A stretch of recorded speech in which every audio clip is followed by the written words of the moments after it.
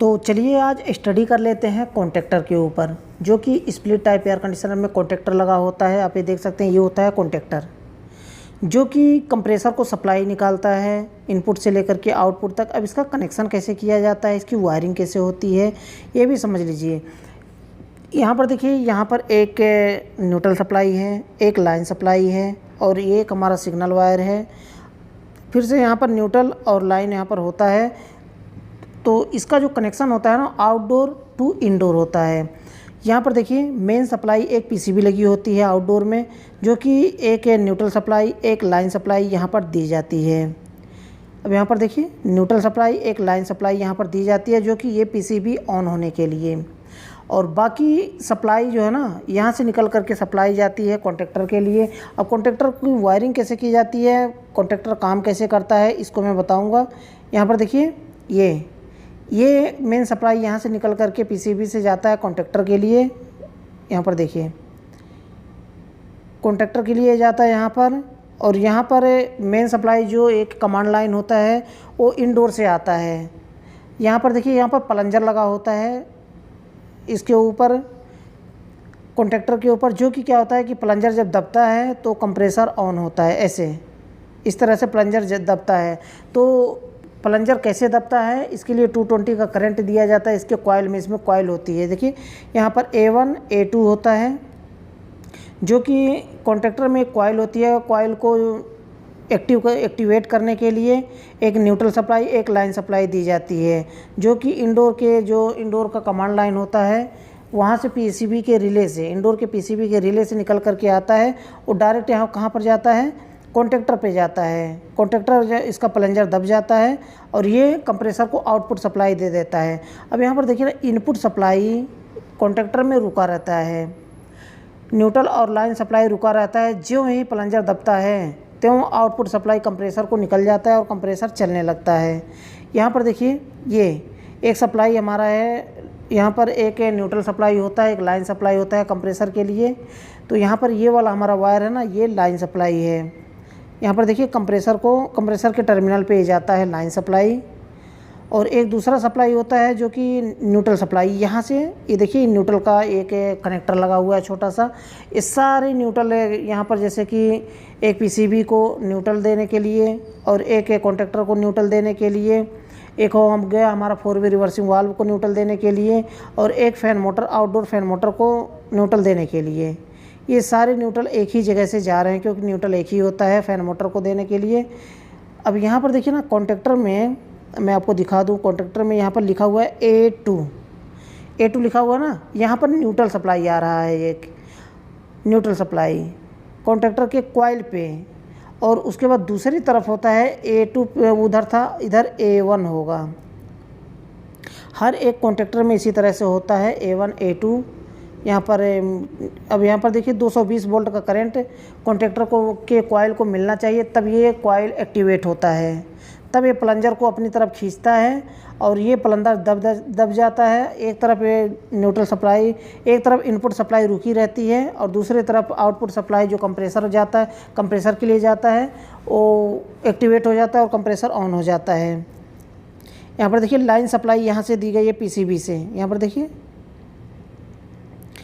ये line supply हमारा है ना, लाइन सप्लाई ये लिखा हुआ है, लाइन सप्लाई हमारा जाता है। यहाँ पर कॉन्टैक्टर का देखिए ना, ये मेन सप्लाई है, जो कि एक इनपुट है और एक आउटपुट है। यहाँ पर देखिए, लाइन 1, और यहाँ पर टर्मिनल क्या, देखिए ध्यान से देखिए, टर्मिनल 1 लिखा हुआ है, देखिए T1। यहाँ पर L1 यानी कि इनपुट सप्लाई, और टर्मिनल T1, यहाँ पर L1 L2 L3 यहाँ पर लिखा होता है ना, देखिए L1 L2 L3। लेकिन L3 का मतलब यहाँ पर 3 फेस नहीं है, ये सिर्फ L1 L2 काम करता है। तो यहाँ पर देखिए, T1 लिखा हुआ है ना, ये आउटपुट सप्लाई कंप्रेसर के ये कॉमन पे जाता है, कंप्रेसर के कॉमन पे जाता है। और दूसरा जो ब्लैक कलर का वायर है ना, एक कंप्रेसर के हमारा रनिंग पॉइंट पे जाता है, ब्लैक कलर का वायर। ये हमारा जो लगा हुआ है कॉन्टैक्टर छोटा सा, यहाँ पर से सारे न्यूट्रल सप्लाई यहाँ से निकल रहे हैं एक साथ में। अब कैपेसिटर के बारे में थोड़ा सा समझ लीजिए, कैपेसिटर का वायरिंग कैसे किया जाता है। कैपेसिटर तो वही नॉर्मल होता है उसी तरह से जैसे हर एक एसी में होता है। एक मेन सप्लाई हम देते हैं और यहाँ से देखिए ना, मेन सप्लाई जहाँ से हम देते हैं वहीं से हम रनिंग उठा करके दे देते हैं कैपेसिटर से। और जो दूसरा पॉइंट है ब्लू कलर का बचता है ना, ये हमारा चला जाएगा कंप्रेसर की स्टार्टिंग में। ये होता है रनिंग, ये है रनिंग, कंप्रेसर की रनिंग में हम दे देंगे। एक मेन सप्लाई हम जहाँ पर देते हैं कैपेसिटर में, उसके ठीक साथ वाले पॉइंट से हम निकाल करके कंप्रेसर के रनिंग में दे देते हैं और सामने वाले पॉइंट से हम उठा करके कंप्रेसर की स्टार्टिंग में दे देते हैं। तो यहाँ पर देखिए ये वाला मेन सप्लाई है ना, जो कि यहाँ से ये न्यूट्रल सप्लाई डायरेक्ट हमारा जा रहा है कहाँ पे, कॉन्टेक्टर में जा रहा है, कॉन्टेक्टर के टर्मिनल 1 पर और लाइन 1 पर, और टर्मिनल 1 से निकल करके डायरेक्ट हमारा कंप्रेसर के कॉमन पे जा रहा है। एक सप्लाई हो गया। अब दूसरा सप्लाई जो हमारा क्या बचता है, एक लाइन तो हो गया हमारा एक न्यूट्रल सप्लाई। यहाँ से देखिए ये न्यूट्रल सप्लाई आ रहा है ना, यहाँ से न्यूट्रल सप्लाई ये हमने कैपेसिटर के सी वाले पॉइंट पे हमने दे दिया है और यहीं से उठा करके हमें रनिंग में दे देना है दूसरे वाले पॉइंट जहाँ पर हम एक सप्लाई देते हैं। और ये सामने वाला पॉइंट हमारा, ये हमारा स्टार्टिंग के लिए हो जाएगा। तो किधर भी लगा सकते हैं, अगर 2 पॉइंट है तो किधर भी लगा सकते हैं कैपेसिटर में, चाहे इधर से उधर, उधर से उधर, कहीं भी लगा सकते हैं। बचता हमारा फैन मोटर। फैन मोटर का कनेक्शन कैसे किया जाता है। फैन मोटर को कनेक्शन करने के लिए एक न्यूट्रल सप्लाई दी जाती है। देखिए 4 वे रिवर्सिंग वाल्व है, इसको न्यूट्रल और लाइन सप्लाई दी जाती है, जो कि यहाँ पर 4 वे वाल्व के लिए भी एक पॉइंट होता है लाइन सप्लाई। यहाँ पर जैसे कि मैं दिखाऊँ आपको, यहाँ पर देखिए ना वी लिखा हुआ है ना, VE 4 वे रिवर्सिंग वाल्व के लिए यहाँ पर है। यहाँ से निकाल करके एक लाइन सप्लाई, ये लाइन सप्लाई निकल रहा है जो कि 4 वे रिवर्सिंग वाल्व पर दे देंगे। और एक न्यूट्रल सप्लाई जो बचेगा हमारा, यानी कि लाइन और न्यूट्रल सप्लाई हमें देना होता है 4 वे रिवर्सिंग वाल्व को। तो न्यूट्रल सप्लाई हमें यहाँ कॉन्टेक्टर में जो ये छोटा सा कनेक्टर है ना, जहाँ पर सारी न्यूट्रल सप्लाई एक साथ में है, यहाँ से एक न्यूट्रल सप्लाई उठा करके हमें कहाँ दे देना है, 4 वे रिवर्सिंग वाल्व के न्यूट्रल पॉइंट पर। तो इस तरह से इसकी वायरिंग की जाती है। अब देखिए यहाँ पर हम प्रैक्टिकल हम दिखा रहे हैं कि इसकी वायरिंग कैसे कैसे करना है। न्यूट्रल सप्लाई ये यहाँ पर सारे न्यूट्रल हैं, एक फैन मोटर को दे देंगे, एक कंप्रेसर को दे देंगे, एक 4 वे रिवर्सिंग वाल्व को दे देंगे। इतना सा होता है न्यूट्रल के लिए। लाइन सप्लाई पीसीबी से निकलता है, वो लाइन सप्लाई होता है। यहाँ से 4 वे रिवर्सिंग वाल्व, उसके बाद एक हो गया फैन मोटर। अब देखिए न्यूट्रल सप्लाई यहाँ से, ये कैपेसिटर, और यहाँ पर एक छोटा सा कैपेसिटर दिया गया है जो कि फ़ैन मोटर का है, 3 UF का है या फिर 2.5 UF का है। ये कैपेसिटर फ़ैन मोटर को रन करवाने के लिए है, आउटडोर फ़ैन मोटर को। तो कैपेसिटर का कनेक्शन कैसे होता है, जैसे कि यहाँ पर एक लाइन सप्लाई देंगे, एक मेन सप्लाई देंगे कैपेसिटर पे। यहाँ पर देखिए ये फ़ैन लिखा हुआ है ना, ये फ़ैन यहाँ से लाइन सप्लाई जा रहा है फ़ैन को, यानी कि फ़ैन के कॉमन पे जा रहा है, और रनिंग वाला पॉइंट यहाँ से जा रहा है। और इसके साथ में जो है ना, यहाँ पर ये देखिए इसके सामने वाला ये स्टार्टिंग पॉइंट है हमारा। जैसे फ़ैन मोटर का, सारे फ़ैन मोटर का कनेक्शन एक जैसे किया जाता है, चाहे एयर कंडीशनर हो या फिर सीलिंग फ़ैन हो, उसी तरह से यहाँ पर देखिए न्यूट्रल सप्लाई एक कनेक्टर में से दिया गया है। ये फ़ैन मोटर का है न्यूट्रल सप्लाई, और लाइन सप्लाई यहाँ से दिया गया है, उसके सामने से स्टार्टिंग दिया गया है, यानी कि रनिंग स्टार्टिंग कॉमन पे सप्लाई देना होता है फ़ैन मोटर में। तो इस तरह से इसका कनेक्शन किया जाता है। अब देखिए इसको हम डायरेक्टली हम लगा करके प्रैक्टिकल, इसे एक ट्रांसफार्मर होता है जो कि यहाँ से कनेक्शन दिया जाता है ट्रांसफार्मर को। तो इसके बाद साथ में जो पीसीबी से निकलता है ना, पीसीबी से सेंसर के लिए भी पीसीबी से निकलता है, इसका भी एक पॉइंट होता है पीसीबी से। तो इस तरह से अभी देखिए इसका कनेक्शन हम करते हैं कैपेसिटर से लेकर के कंप्रेसर को, और इसको हम स्टार्ट करके देखेंगे कि किस तरह से इसका कनेक्शन, बस सिंपल सा एक कनेक्शन होता है, डरने की ज़रूरत नहीं होती है, इसमें आसानी से इसका कनेक्शन कर सकते हैं। तो कैपेसिटर का वही सेम कनेक्शन होता है। एक अगर 2 पॉइंट का कैपेसिटर है, 2 पॉइंट वाला, तो एक तरफ मेन सप्लाई देंगे और उसके साथ से ही निकाल करके कंप्रेसर के रनिंग में दे देंगे, और सामने वाले से स्टार्टिंग में दे देंगे। अगर तीन टर्मिनल वाला कैपेसिटर है तो सी वाले पॉइंट पे मेन सप्लाई देंगे और वहीं से उठा करके रनिंग में दे देंगे। इसका कनेक्शन ज़्यादा सा वायर देख करके घबराना नहीं चाहिए। सिंपल सा कनेक्शन होता है इसका, आसानी से इसे हम कर सकते हैं। चाहे कॉन्टेक्टर लगा हो या फिर कॉन्टेक्टर ना लगा हो तो भी, चाहे वोल्टेज रिले लगा हो तो भी आसानी से इसका कनेक्शन करते हैं। अब देखिए हम इसे स्टार्ट करेंगे और कंप्रेसर को देखेंगे कि कंप्रेसर स्टार्ट कैसे होता है। देखिए कॉन्टेक्टर को हम प्रेस करेंगे क्योंकि अभी मेन सप्लाई हमारे इंडोर से नहीं। अब देखिए यहाँ पर एक सप्लाई निकला हुआ है जो कि रनिंग का है ना, ये हमारा कॉमन का है, ये निकला हुआ है हमारा एक सप्लाई, इसे हम लगा देते हैं।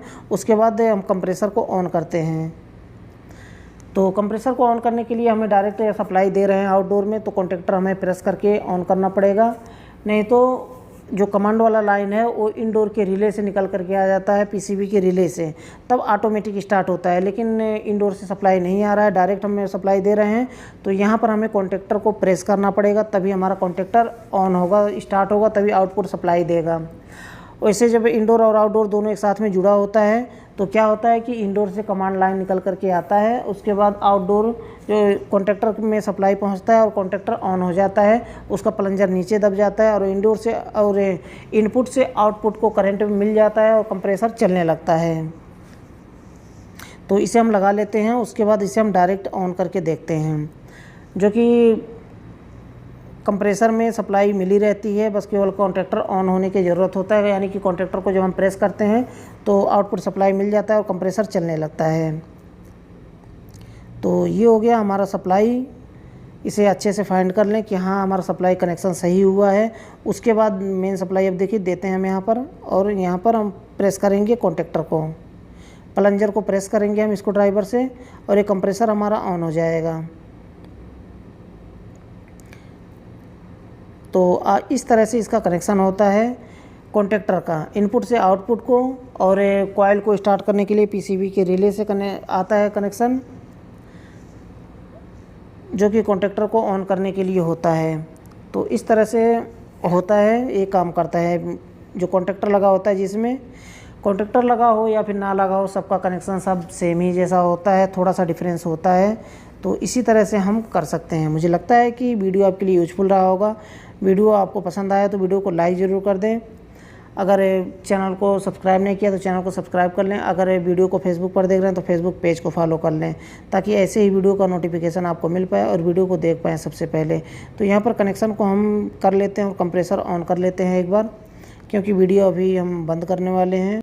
अब वायर को लगाते हैं।